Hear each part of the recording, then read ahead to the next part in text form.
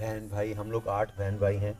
वालिद साहब civil services में थे और एक जगह से दूसरी जगह पोस्टिंग्स होती थी। ऑनेस्ट ऑफिसर थे तो किसी के साथ बनी नहीं उनकी कभी।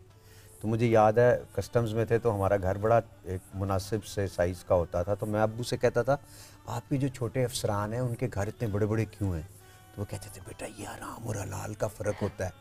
तो उसके बाद मैं खुशकिस्मत रहा कि वालिदैन के बाद मेरे 7 बड़े बहन भाइयों ने मेरी परवरिश की है। और मुझे याद है एक वाक़या इसरार भाई के हवाले से, मुझे स्कूल में घड़ी मिली एक बड़ी ज़बरदस्त खूबसूरत गोल्ड की, गोल्डन टाइप ना। मैं खेल रहा था, पहली दूसरी क्लास में होऊंगा, तो मैं उठा के घर ले आया।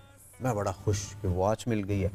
तो इसरार भाई ने कहा ये कहाँ से लाए हो? मैंने कहा मैं स्कूल से लाया हूँ, मिली है मुझे इधर से। तो कहते हैं हो तो जिसकी गुमी होगी वो बेचारा रो रहा होगा। मैंने कहा ये नहीं मैंने सोचा।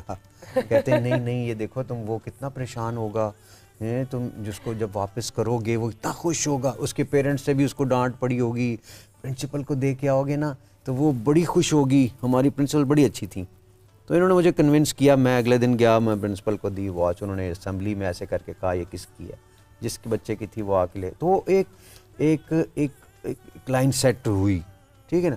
अच्छा इसी तरह का एक और वाक़या भी है कि मेरे से जो बड़ी बहन थी, अगरचे मैं, ये हमेशा मेरी और उसके बहुत लड़ाइयाँ होती थी, लेकिन वो भी मतलब नमाज के अगर नहीं मिस हुई है ना तो उसने अम्मी को शिकायत लगानी। तो मैं कहता था ये मेरी दुश्मन है। सो वो जानबूझ के ना मुझे वो मतलब सुबह सुबह उठने में मुश्किल होती थी।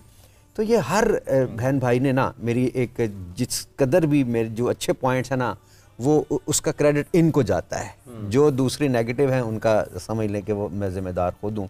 लेकिन इन्होंने उसके बाद फिर जब हॉस्पिटल की अगर बात करें तो इसरार भाई ने जब अल्लाह ने जहन में आइडिया डालना होता है, मैं तो कुछ और ही करना चाह रहा था, जहाज़ लेके उड़ाऊँ ये वो, जब बंदा नया नया फेम मिला होता है बनने का शौक था। ऐसे ही है बिल्कुल।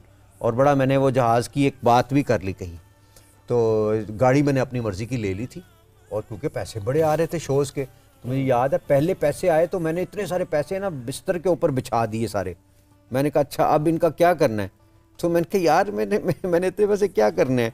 अच्छा चलो गाड़ी ख़रीदते हैं, होंडा अकॉर्ड ले ली, जहाज़ लेते हैं, फ्लाइंग पायलट लाइसेंस लेंगे, ये करेंगे वो करेंगे।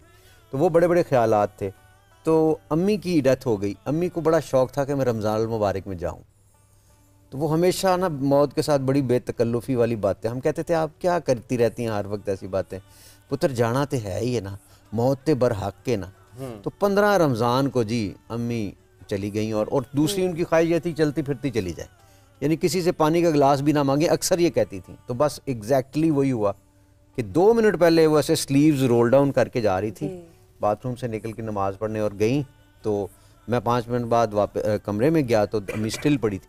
बचपन से मेरी आदत थी, देखता था कि अम्मी का पेट हिल रहा है या नहीं हिल रहा। मेरा ख्याल है हम सभी देखते हैं हाँ जी, बच्चों का। बिल्कुल। तो उस वक्त मुझे लगा नहीं हिल रहा। फिर मैंने कहा नहीं हिल रहा है। मैं जाने लगा बाहर गाड़ी की चाबी लेके, तो मैं फिर मुड़ा, मैंने कहा इतनी स्टिल सी क्यों है? फिर मैं वापस आया तो मैंने कान पे वो लगाया तो धक धक धक धक की आवाज़ आ रही। वो मेरा अपना ही दिल की धड़कन थी। लेकिन वो फिर मैंने रिसेसिटेट किया, लेकिन अम्मी चली गई। मुझे कोई सुना, मुझे रोना आए, मैं साथ बैठ के दुरूद शरीफ पढ़ने लग गया। तो बड़ा ही मैंने कहा यार मैं सबको बताऊंगा तो उनका क्या होगा, ये होगा वो। अल्लाह ने पता नहीं कहाँ से हौसला दिया और मुझे अपनी बहन की बात याद आती है। पहले वो रोने लगी थोड़ा सा, तो मैंने कहा दुरूद शरीफ पढ़ें इस तरह।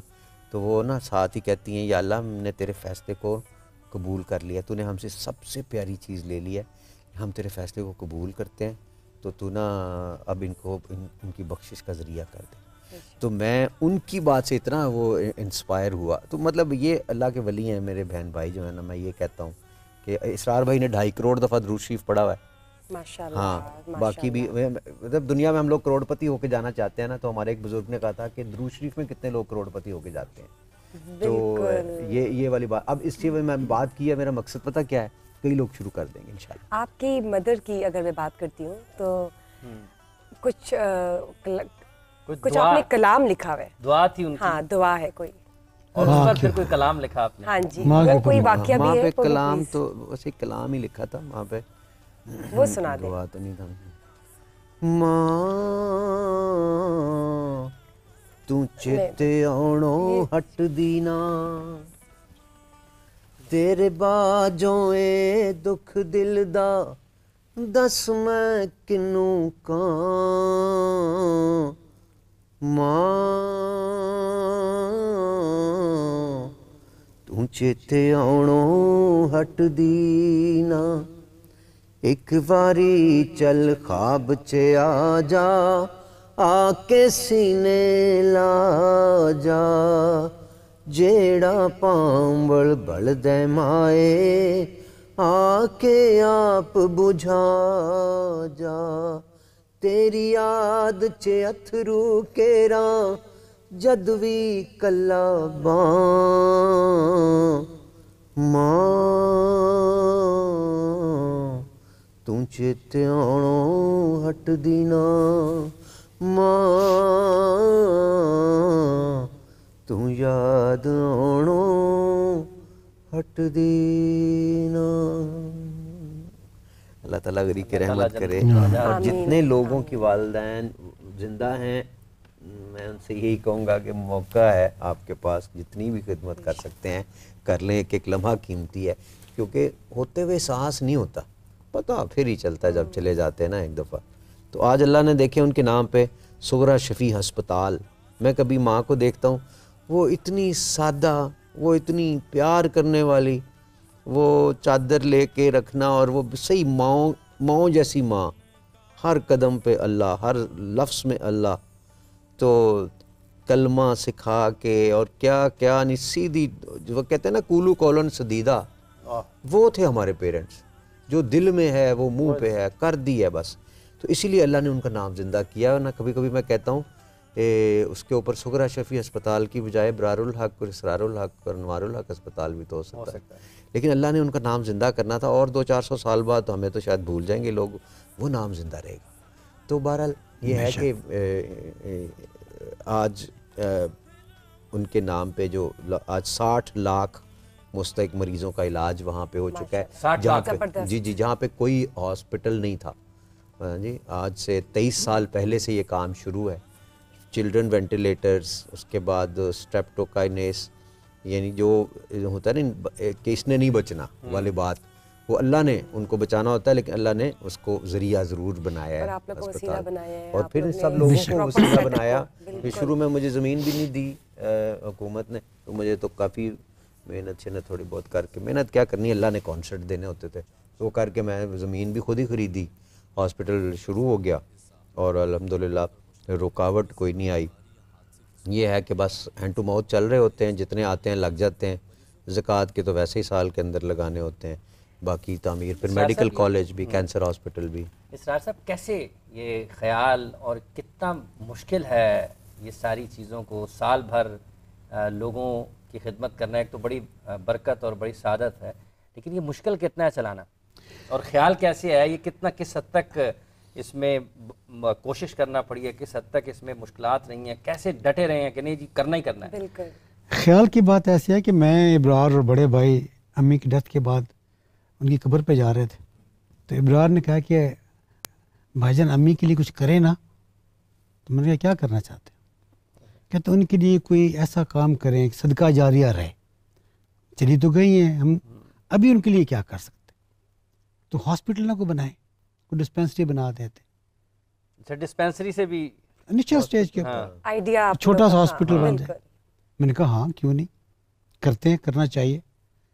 फिर इसके ऊपर से जो बेसिक चीज़, जो फर्स्ट टाइम ये बात हुई, तो मुझे आज भी याद है कि मियानी साहब हम जा रहे थे, गाड़ी में बैठे हुए थे तीनों भाई, तो ये बात की, ये बात फर्स्ट टाइम ये इब्रार के मुंह से निकली। और फिर उसके ऊपर से दोस्तों से भी डिस्कस किया, लोगों ने, किसी ने डिस्कस किया, किसी ने इनकरेज किया, फिर इसने मुझसे बात की कि भाईजान ये हम करना चाहता हूँ।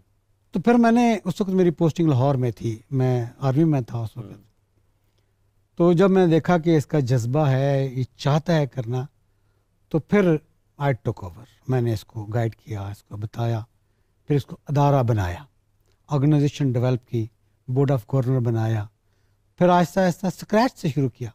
पहला जो इसका ऑफिस था ट्रस्ट का, मेरे बैटमैन के ऑफ कमरे में वो ऑफिस बनाया ताकि एक्सपेंस ना हो।